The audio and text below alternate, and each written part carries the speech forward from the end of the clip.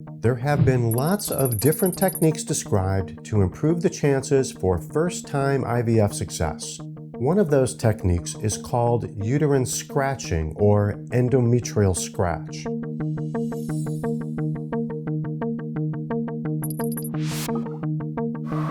The basic process is very simple.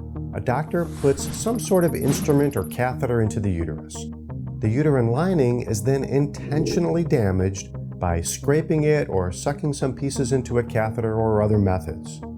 Sounds kind of crazy, right? Why would anybody want to intentionally damage the uterine lining?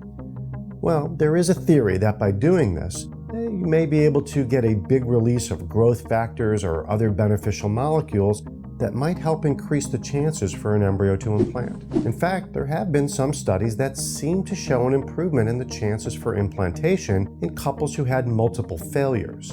But what about couples who are doing their very first IVF transfer? In early 2019, researchers searched for a bunch of studies that have looked at endometrial scratch for first-time IVF success. They combined all of the data into one giant study called a meta-analysis. What did they find? Unfortunately, it didn't work.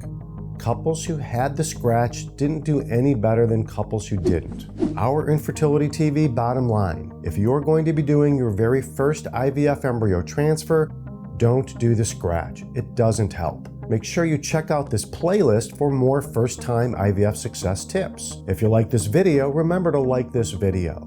Have a question? Leave it in the comments below. Click the link in the description to become a new patient, or just subscribe to get new episodes weekly.